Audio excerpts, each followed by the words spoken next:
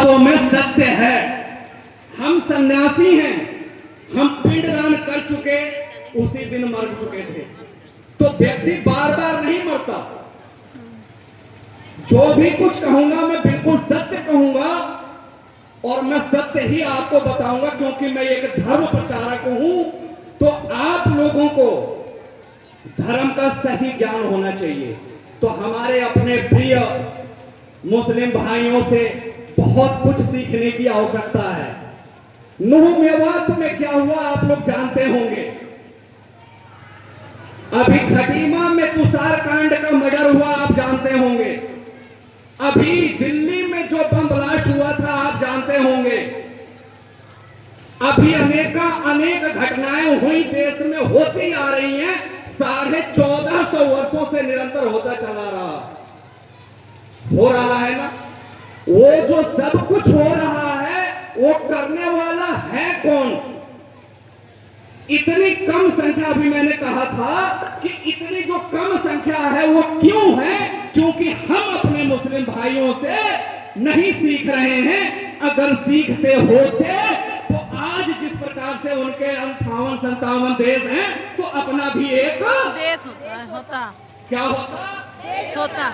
लेकिन हमारे पास अपना सर छुपाने के लिए भी जगह नहीं है। तो हमें अपने प्रिय मुसलमान भाइयों से सीखना चाहिए क्या क्या। जैसे वो अपने मस्जिद से प्रेम करता है, मदरसों से, ईदगाह से प्रेम करता है, वैसे ही हमें अपने सनातन धर्म, और जिस प्रकार से हमारे मंदिरों को वो तोड़ते आ रहे हैं उसी प्रकार से हमें भी उनके, अरे बोलिए ना, मस्जिद तोड़ना चाहिए। क्या करना चाहिए। हमें अपने प्रिय मुसलमान भाइयों से सीखना चाहिए। जितना वह प्रेम अपने बहन बेटियों के साथ करते हैं हमें भी करना चाहिए। उतना ही प्रेम हमें भी अपने करना चाहिए। उनके जितना वो हमारे बहन बेटियों के साथ वो सम्मान करते हैं, प्रेम करते हैं, उतना ही हमें भी उनके बहन बेटियों के साथ। और दूसरी बात, वो हमारे देश के प्रति, हमारे धर्म के प्रति कितनी आस्था रखते हैं, उतना ही हमें भी उनके मजहब और संप्रदाय के साथ। तभी तो क्या होगा, भाईचारा होगा कि नहीं होगा। तभी तो भाईचारा स्थापित होगा ना। बोलिए आप लोग, तभी तो भाईचारा स्थापित होगा ना।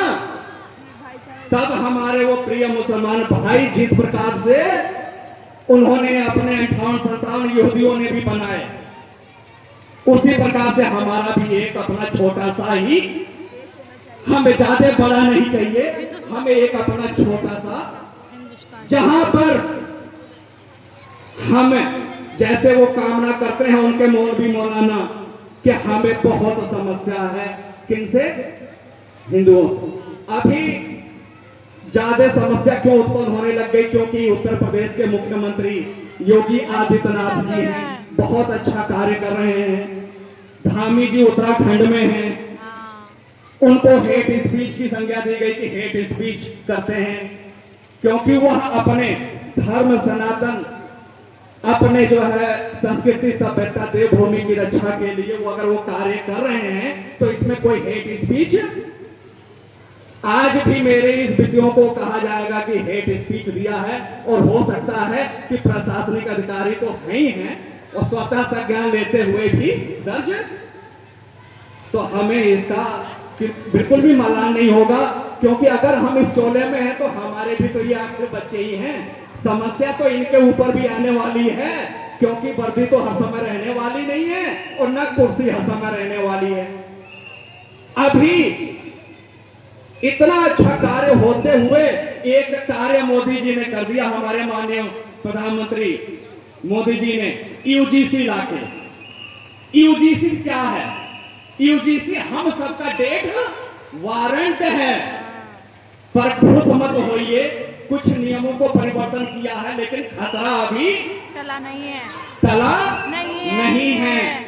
इसलिए हमको सबको एक बार फिर से बड़ी मजबूती के साथ खड़ा होना पड़ेगा। जिस प्रकार से खड़ा होकर के दिखा दिया ताकत आप सब लोगों ने, पूरे देश के हिंदू समाज ने और समाज ने, उसी प्रकार से ताकत अभी भी बनाए रखने की जरूरत है, अन्यथा इसका पूरा का पूरा लाभ किसको होने वाला है?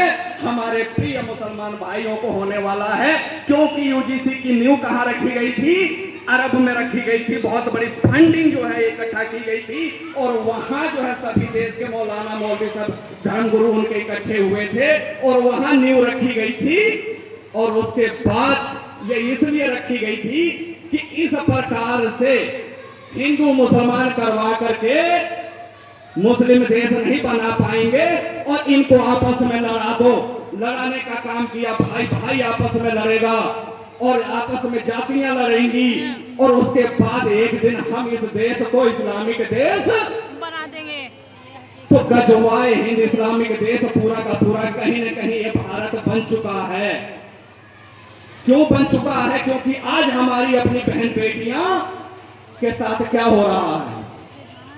देखिए, कहने का विषय तो बहुत कुछ है, लेकिन मैं आप लोगों को बस एक बात इतना मैं बता दूं कि अगर आज देखिए समस्या आप लोगों ने सुना कि हमें और उसके बाद समाधान भी सुना आप लोगों ने कि हमें प्रिय मुसलमान भाइयों से सीखने की आवश्यकता है। लेकिन एक बात और बता दूं,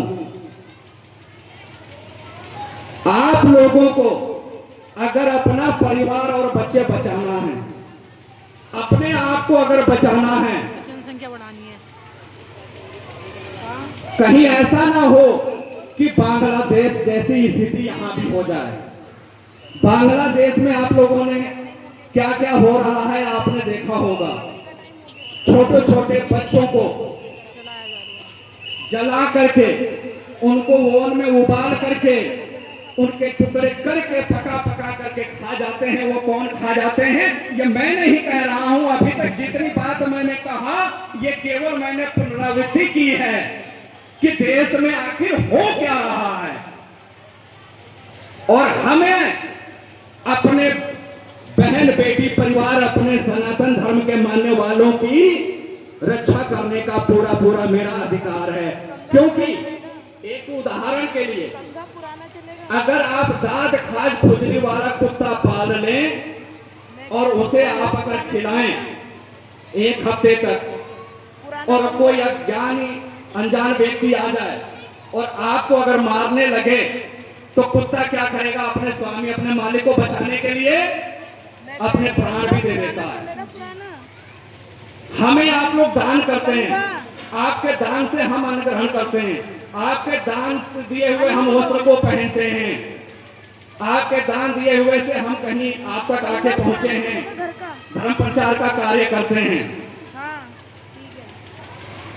तो अगर मैं आप लोगों की रक्षा के लिए मैं बात ना करूं, आप लोगों की संस्कृति सभ्यता को बचाने की बात ना करूं, तो फिर मैं उस कुत्ते से भी और इसलिए हम आप लोगों के लिए कुत्ते हैं और भौंकने का काम हम कर रहे हैं। भारत माता की। लेकिन मैं भौंकता रहूंगा, चाहे भले ही जैसे कुछ लोग कुत्ते को मार देते हैं उठा के पत्थर ना, तो वो पत्थरबाज किसी दिन वो करते आ रहे हैं।